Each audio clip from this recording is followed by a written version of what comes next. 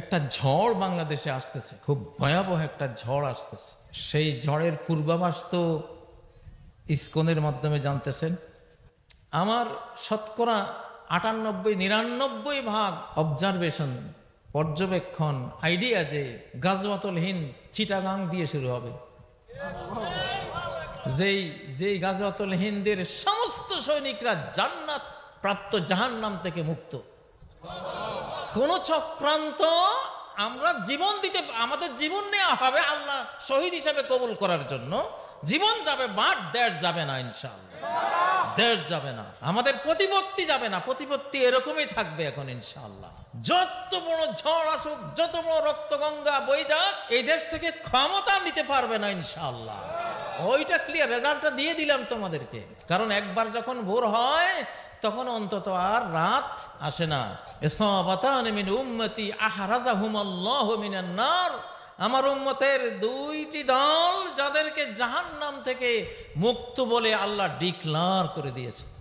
1450 বছর আগে ডিক্লার, সব জাহান্নাম থেকে মুক্ত। জাহান্নাম থেকে মুক্ত মানে জান্নাতি।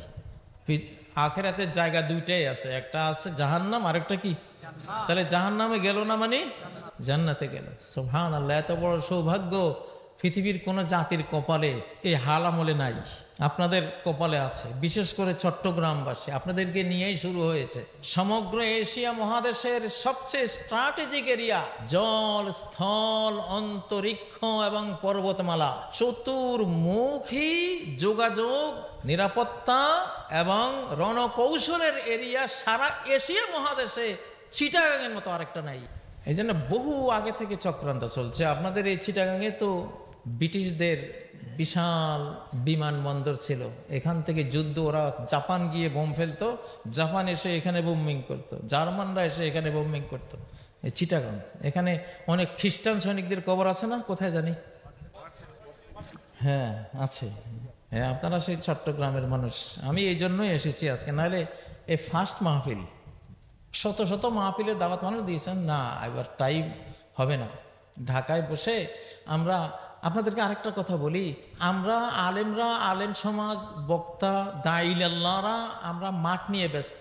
ওইদিকে আমাদের রাষ্ট্রীয় সমস্ত শক্তি কেন্দ্রগুলো দখল করেছে নাস্তিকরা, চোরেরা, তাই না? দেশ বিরোধীরা এবং দেশ বিক্রিকারীরা, লুটেরারা, ঠিক নয় কি? এই জন্য ঢাকা বসেছি যে এই সুযোগ আর দেব না, এই সুযোগ আর দেব না।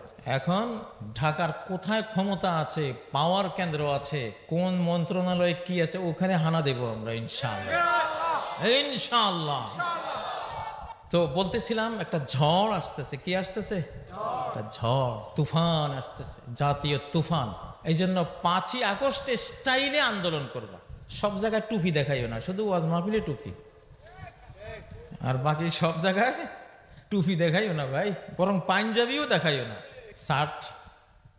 আর দেখলে বোঝা যাবে আস্থা একটা বেনামাজি, কিন্তু ভিতরে ইমানে ভরা। وقال رجل مؤمن من آل فرعون يكتم إيمانه الله أكبر। ফেরাউনের পার্লামেন্টে এক ইমানদার বসা, পাক্কা মুসা আলাইহিস সালামের উম্মত, কিন্তু উপরে ফেরাউনের মন্ত্রী। দেখতে ফেরাউন, দেখতে কি ফেরাউন, ভিতরে মুসা। উপরে ফেরাউন, ভিতরে মুসা। আমাদের এখন এরকম দরকার, এরকম দরকার। এটা কৌশল, এটা কি কৌশল? আমি তো ভাই শার্ট নিতে পারবো না, নিলেও সবাই চিনবে। তোমরা যারা অত মিডিয়ায় আসে না, তোমরা যদি টুপি খুলে শার্ট গায়ে দিয়ে হাঁটো, চেনার উপায় আছে? দাড়ি রাখা এখন ফ্যাশন। দাড়ি এখন যারা ওই সন্ত্রাসী, টেরর, ওরা বেশি রাখে, একটু কালো সাইজ করে রাখে, ওটা ফ্যাশনেবল দাড়ি রাখে। দাড়ি এখন সমস্যা না, লম্বা রাখলে সন্দেহ করবে, একটু ছোটোখাটো দেখলে সন্দেহ করে না। এই কথাগুলি বলছি এই জন্য রে ভাই, সামনে যদি ঝড় আসে, মিশরের মুরসির আর মুরসির যারা ফলোয়ার ছিল লক্ষ লক্ষ, ওদের মতো যাতে তোমাদেরকে বাছাই করে শেষ করতে না পারে। কারণ তোমরা এই দেশের, তোমরা আগামী মুক্তিযুদ্ধের মুক্তিযোদ্ধা ইনশাআল্লাহ। যদি দেশ আক্রান্ত হয়, বাংলাদেশ যদি কোনো আগ্রাসনের শিকার হয়, আমরা ডেথ ফোর্স তৈরি করে ফেলবো, মৃত্যু সৈনিক ইনশাআল্লাহ। কি মৃত্যু সৈনিক? আবু সাইদ, ঠিক না? আবু সাইদ তৈরি করে ফেলবো ইনশাআল্লাহ। অবস্থা পর্যবেক্ষণে রেখেছি আমরা। যুগ চেঞ্জ হয়ে গেছে, যুগ পাল্টে গেছে, এখন ইসলামের সূর্য উঠে গেছে অলরেডি। ডক্টর ইউনূস সাহেবকে ইসলামিক হইতে হবে, ওনাকে আমরা ভালোবাসি। উনি ওয়ার্ল্ড ওয়াইজ একজন স্কলার, ফেমাস, নোবেল বিজয়ী এবং অনেক বড় বুদ্ধিদীপ্ত একজন মানুষ। কিন্তু ওনার ভিতরে আলহামদুলিল্লাহ, ওনার সম্বন্ধে আমার যদ্দূর স্টাডি, আমি ওনাকে একজন মাওলানার মতন দেখি। ইউনূস সাহেবকে একজন মাওলানার মতো দেখি। উনি একদিন বলতেছে যে পৃথিবী যদি এইসব কর্পোরেট মাফিয়াদের হাতে থাকে আর রক্ষা না হয়, এক একটা কোম্পানি সব কিছু নিয়ন্ত্রণ করে, সব খাদ্য এক ধরনের কোম্পানির হাতে, সব ঔষধ মাফিয়াদের হাতে, সব টাকা পয়সা ব্যাংক মাফিয়াদের হাতে, সব মাফিয়াদের হাতে চলে গেছে। এদের থেকে উদ্ধার না পালে পৃথিবী 30 বছরের বেশি টিকবে না। তাই বললাম যে এইটা তো উনি ওনার আক্কল জ্ঞান খরচ করে বলতেছে, এইটাই তো হাদিসেরও কথা, যে পৃথিবীর বয়স খুব একটা, মানে আমাদের মুসলিমরা আমরা পৃথিবীতে ইমাম মাহাদি ঈসা আলাইহিস সালাম সহ আমরা ধরেন 50 বছরের একটা অর্ধ শতাব্দীর একটা সোনালী অধ্যায় আমরা পাবো ইনশাআল্লাহ। কোন চক্রান্ত আমরা জীবন দিতে, আমাদের জীবন নেওয়া হবে আল্লাহ শহীদ হিসাবে কবুল করার জন্য, জীবন যাবে বাট দেশ যাবে না ইনশাআল্লাহ, দেশ যাবে না, আমাদের প্রতিপত্তি যাবে না, প্রতিপত্তি এরকমই থাকবে এখন ইনশাআল্লাহ। যত বড় ঝড় আসুক, যত বড় রক্তগঙ্গা বই যাক, এই দেশ থেকে ক্ষমতা নিতে পারবে না ইনশাআল্লাহ। ওইটা ক্লিয়ার, রেজাল্টটা দিয়ে দিলাম তোমাদেরকে। কারণ একবার যখন ভোর হয় তখন অন্তত আর রাত আসে না।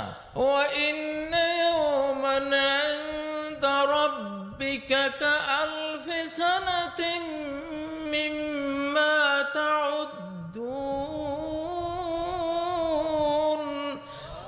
তোমার রব যদি একটা দিন আনে, এই দিনের লেংথ কতটুকু জানো?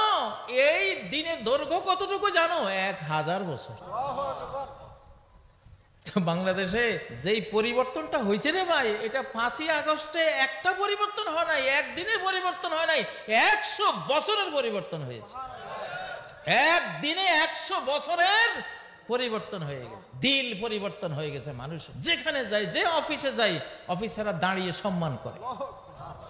তো বুঝি এটা তো হওয়ার কথা ছিল না। তাহলে এটা তো 5ই আগস্টে একদিনের পরিবর্তনটা হয় নাই, বা আগস্ট জুলাই শুধু 2 মাসের পরিবর্তনটা হয় নাই, একটা শতাব্দীর পরিবর্তন হয়েছে। আল্লাহু আকবার, তাকবীর দাও না রে ভাই।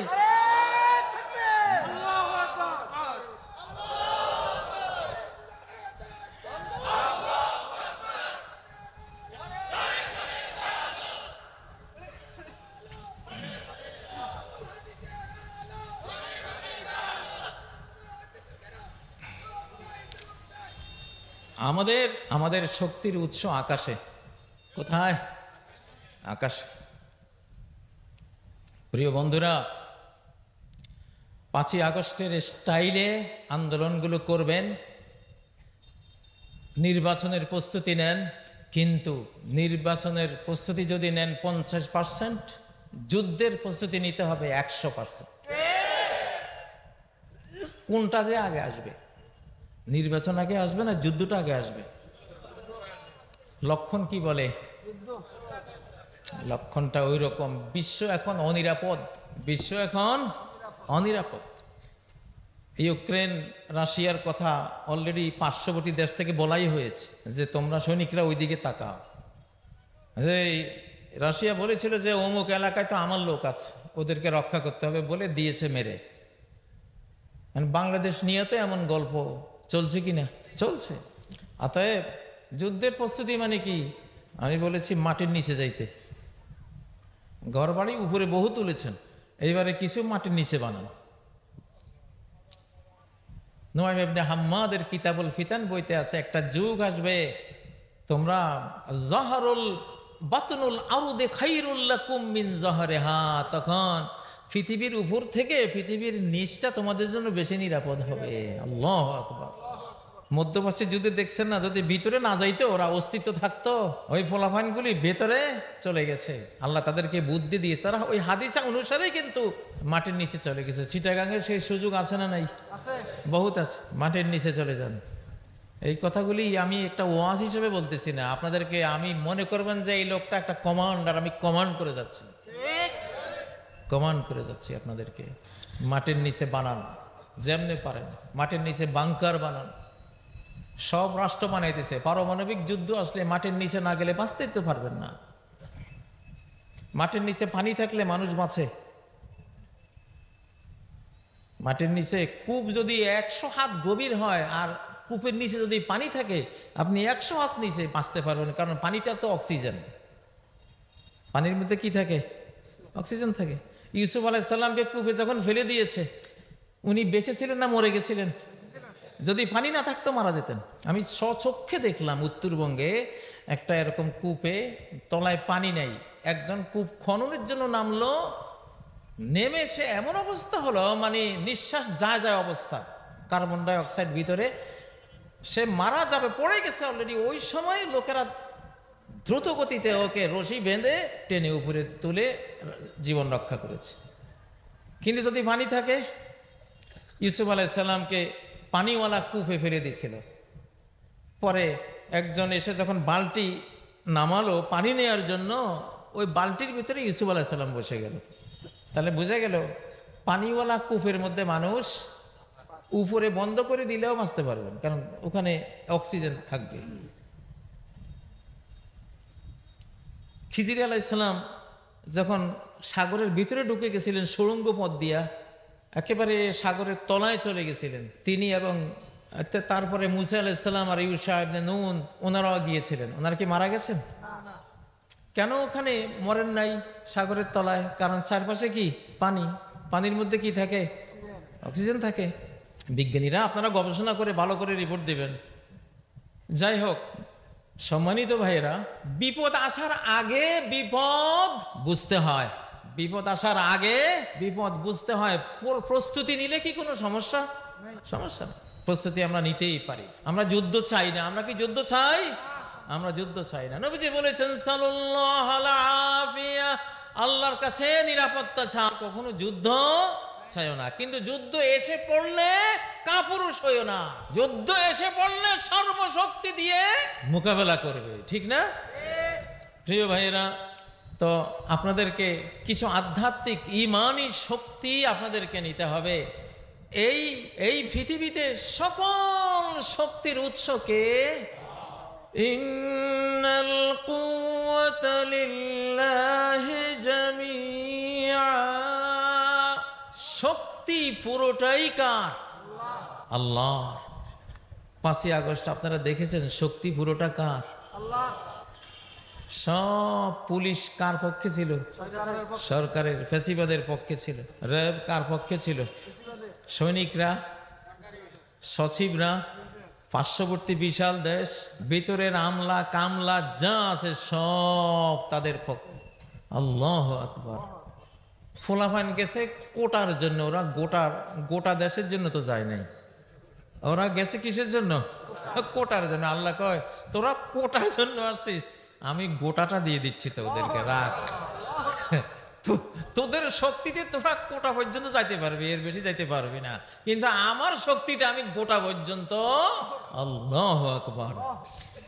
وَتَوَدُّونَ أَنَّ غَيْرَ ذَاتِ الشَّوْكَةِ تَكُونُ لَكُمْ।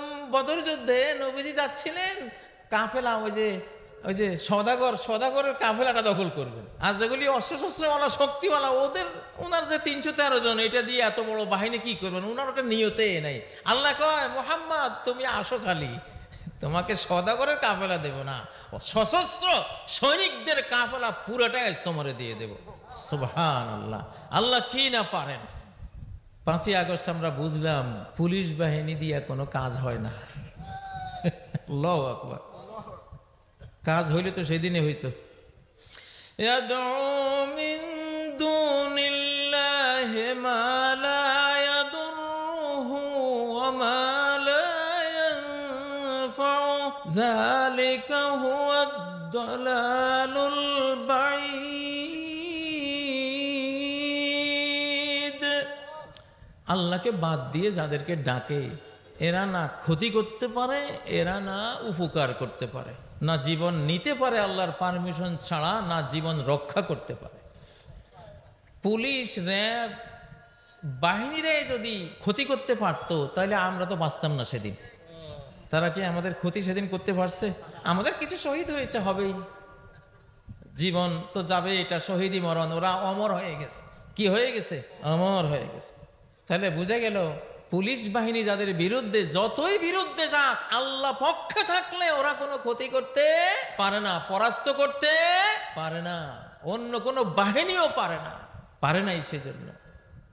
আর আল্লাহ বিপক্ষে গেলে তারা কোনো উপকারও করতে পারে না। যদি উপকার করতে পারতো আল্লাহর পারমিশন ছাড়া, তাহলে সরকারের উপকার তারা করত, কিন্তু পারে নাই।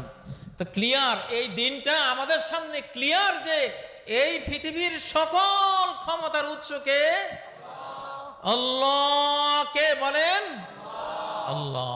প্রিয় ভাইয়েরা, আপনাদের এই দেশে এই অঞ্চলে আমার 200 মক্তব আছে। এই পেকুয়া, এই ছকরিয়া, এই কক্সবাজার এই অঞ্চল এখনো রানিং আছে।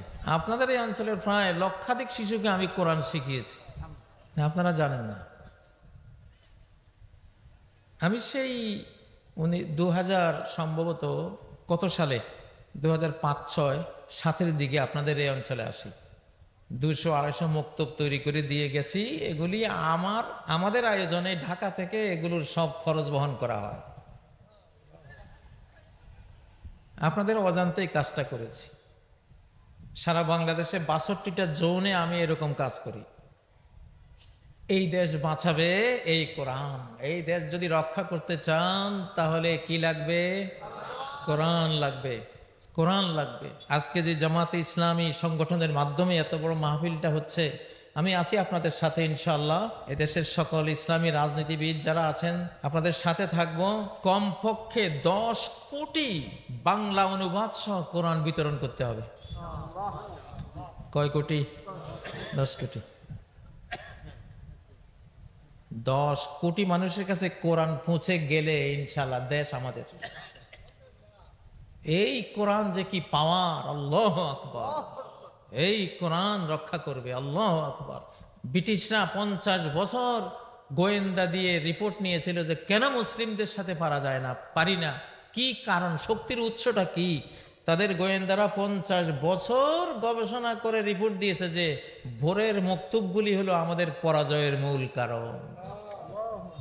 এই মক্তবে এমন এক শক্তিধর কিতাব, কিতাবের আয়াত, ভার্সেস এরা হৃদয় অঙ্গনে, হৃদয়ের ওখানে নিয়ে যায় যে এই শিশুগুলি অন্যরকম সাহসী, মেধাবী, কৌশলী, বুদ্ধিমান, ইন্টেলেকচুয়াল, স্মার্ট পর্যায়ে চলে যায়। এদের সাথে কোনো ক্রমে পারা যায় না। আল্লাহু আকবার। বাংলাদেশ রক্ষা করতে হবে কি দিয়ে? কোরআন দিয়ে। আল্লাহর কোরআন হলো পাওয়ারের নাম। কিসের নাম?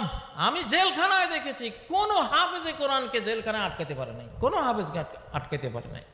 বড় জোরে 1 বছর 6 মাস 3 মাস হাফেজরা নাই, কোরআনের শক্তিতে বেরিয়ে গেছে। কোরআন আপনি যদি নেন বুকে, আল্লামা সাঈদী সাহেব রহেমাহুল্লাহ তাকে ফাঁসি দিয়ে মারতে পারে নাই কোরআনের কারণে। ফাঁসির রায় দিয়াও রায় নস্যাৎ করে দিয়েছিল এই কোরআন। কিসের তোরা আমার সাঈদীকে ফাঁসিতে ঝুলাবি? এটা হয়তো 1 কপি কোরআন, প্রত্যেক হাফেজ 1 কপি কোরআন। এই উম্মতের মূল কোরআন এই কোরআন না, কিতাব কোরআন না, লিখিত কোরআন না। এই উম্মতের মূল কোরআন হলো হাফেজের সিনা। কোরআন একমাত্র কিতাব যেটা সফটওয়্যার নাজিল হয়েছে, কোরআনের হার্ড কপি নাজিল হয়নি। এই কপিটা এইভাবে হার্ড কপি কোরআনের নাজিল হয়নি। এই হার্ড কপি নাজিল হয়েছে মূসা আলাইহিস সালামের উপরে তাওরাত পাথরের ফলকে লেখা। ওয়া কাতাবনা লাহু ফিল আলওয়াহি মিন কুল্লি শাই আমি মূসাকে লিখে দিয়েছি পাথরের ফলকে গোটা তাওরাত সবকিছুর ওয়াজ। ওটা হার্ড কপি আসছে আকাশ থেকে। জাবর পাথরে লেখা হার্ড কপি নাজিল হয়েছে। হার্ড কপি বুঝেন তো?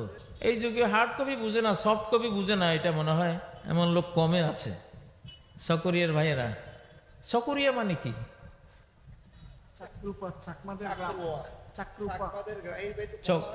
চকর। চকর, চকর তো একটা পাখিরও নাম।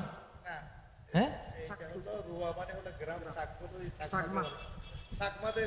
আমার অন্তরে এই মুহূর্তে, আমার অন্তরে এই মুহূর্তে যেটা আসতেছে সেটা হলো সাকর। সাকর আরবিতে, আরবিতে সাকর মানে হলো ঈগল। Eagle, eagle. সুকুরুহা আরবিতে আছে। ওই ঈগল পাখি। মিয়া আপনারা বুলবুলি হইয়েন না কেউ। কি হইতে হবে? ঈগল, ঈগল হইতে হবে। এই সকরিয়ার আসল অর্থ হইল সুকুর। সকর আরবি সকর থেকে। ওলা না হেদাতি তয়রে ইল্লা সুকুরুহা। সুকুর, এই যে সকরিয়া, বুঝছেন? বাংলাদেশের বহু শব্দ। সিটাগাং, সাথে গঙ্গা, এটা আরবি। সিটাগাং মানে সাথে গঙ্গা, সাথে। মিন সাথে ইল ওয়াদিল আইমান। সাথে, সাথে শব্দ কোরআনের শব্দ। আল্লাহু আকবার। সাথে গঙ্গা মানে সাগর পার। সাথে গঙ্গা মানে কি? সাগর পার। আল্লাহু আকবার। এই উপমহাদেশে, এই বাংলাদেশে লক্ষ লক্ষ শব্দ আছে আরবি। কারণ আরবরা এটা জয় করেছেন, ইসলাম প্রচার করেছেন, আরবরা এখানে থেকেছেন। আপনাদের আপনাদের চিটাঙে যে নো করিস, নো যাইস, নো খাইস, নো দিস, এটাও আরবি স্টাইল। কারণ আরবিতে লাটা, না বাচকটা আগে থাকে। লা তাফাল, লা তাকুল, হ্যাঁ, লা তাকরাবা। এই নো শব্দটা আরবিতে আগে আসে, বাংলায় পরে আসে। করিবেন না, খাবেন না, শুনবেন না। বাংলাতে নোটা আসে পরে, আরবিতে নোটা আসে আগে। একমাত্র বাংলাদেশের চিটাগাং এমন একটা জেলা, এখানে স্টাইলটা বাংলা না, স্টাইলটা কি? আল্লাহু আকবার। এমন একটা তথ্য দিলাম ভাই, আপনাদের তো সম্মান অনেক বেড়ে গেল। হ্যাঁ, আপনাদের খালেদ সাহেবের সাথে সেদিন মন্ত্রণালয়ে দেখা, বললাম যে আপনার এলাকায় যাচ্ছি, আপনার নাম ভাঙ্গাইয়া আমারে কইছে যে আসেন এখানে খালেদ সাহেবের এলাকা। কোনো ভয় নাই, মন্ত্রী সাহেবের এলাকা। উনি কি এলাকার? জি, হয়তো 500 করতে। যাই হোক, তো বলতেছিলাম ভাইরা, আমি টার্গেট নিয়েছি 10 লক্ষ মুক্তব আমি চালাবো ইনশাল্লাহ। আমি 6000 পর্যন্ত তৈরি করেছি। 7 মিলিয়ন শিশুকে আমি নিজে কোরআন শিখিয়েছি আমার ওস্তাদদেরকে দিয়ে। আমার এখানে মনে হয় আমার 100 ওস্তাদ আছে আপনাদের এখানে ভিতরে। তো আমি চাই অন্তত হাজার হাজার ওস্তাদ এখানে রেডি করব, যাতে করে আপনাদেরকে এই কোরআন দিয়ে হেফাজত করতে পারে। আল্লাহু আকবার। কোরআনের একটা আয়াত, নূহ আলাইহিস সালাম খালি একটা 950 বছর তাবলীগ দাওয়াতি কাজ করার পরে যখন আল্লাহ বলে দিলেন যে এখন আর তোমার জাতির কেউই ঈমান আনবে না, কয়টা কথা বলেছিলেন? সূরা নূহের শেষ আয়াতটা, রব্বি লা তাযার আলাল আরদি মিনাল কাফিরিনা দাইয়ারা। হে রব, কোন কাফের হাঁটাচলা করতে পারে এরকম একটাও আর তুমি এই ভূপৃষ্ঠে বাঁচিয়ে রেখো না। একটা কথা শেষ। একটা কথার পাওয়ার কি? একটা মহাপ্লাবন। একটা কথাই তো, একটা কথায় কি টেনে আনলো? একটা মহাপ্লাবন টেনে আনলো। আল্লাহু আকবার। ইমাম মাহদিকে মারতে যাবে 70,000 বাহিনী, তার শত্রুরা পাঠাবে সিরিয়া অঞ্চল থেকে 70,000 বাহিনী, ট্যাঙ্ক, সাজোয়া, হাওয়েজার, কামান, এটা সেটা সব নিয়ে মক্কা মদিনার বাইদা নামক স্থানে গেলে 70,000 মাটির নিচে চলে যাবে, মাটি গিলে খেয়ে ফেলবে। মাটিও মৌলবাদী। মাটি কি? পালাবা কই? সাগর কি মৌলবাদী না? মৌলবাদী না হলেও মুসা আলাইহিস সালামকে কেমনে চিনল? বাঁচাই দিল। ফেরাউনকে কেমনে চিনল? ডুবাই দিল। আগুনও মৌলবাদী। আগুন মৌলবাদী না হলে খলিলুল্লাহকে কেমনে চিনে? বুঝা গেল আগুনও কি মৌলবাদী। আমার তো মনে হয় যদি মুসলমান কোনো দেশের উপরে পারমাণবিক বোমাকেও নিক্ষেপ করে আর ওই সময় সবাই লা ইলাহা ইল্লাল্লাহু আল্লাহু আকবার বলে চিৎকার দেয়, পরমাণু ড্যাম হয়ে যাবে। লা ইলাহা ইল্লাল্লাহু আল্লাহু আকবার ক্ষমতা কি জানেন? কনস্টান্টিনোপল কিয়ামতের আগে আরেকবার জয় করা হবে, খাঁটি মুসলিমরা জয় করবে, কোনো অস্ত্র লাগবে না।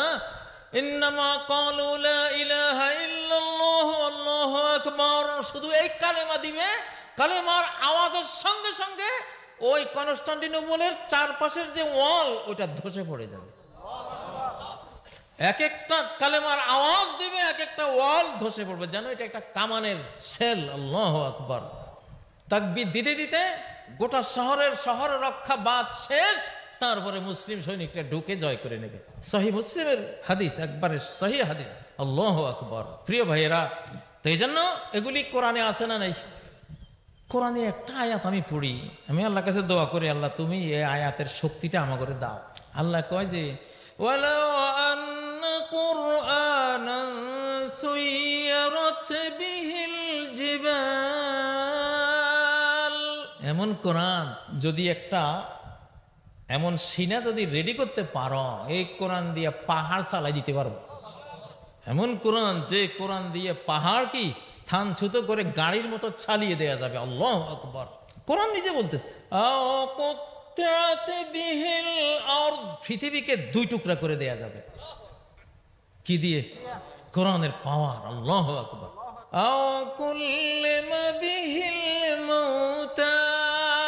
কোরআন নিয়ে গোরস্থানে গিয়া মরা মানুষের লগে কথা বলে ফেলতে পারবে। আল্লাহু আকবার। আল্লাহ এরকম সেই না, এই বাংলার জমিনে তুমি দান করো আল্লাহ। আমাদের চারপাশে দুশ্মন, আমাদের শুধু আকাশটা খোলা। আল্লাহু আকবার। এই জন্য আল্লাহর খাস রহমত আপনাদের উপরে আছে, এই বাংলাদেশের উপরে আছে। তিনটা গুণ থাকতে হবে যদি আল্লাহর সাহায্য এবং বিজয় পেতে চান। কয়টা?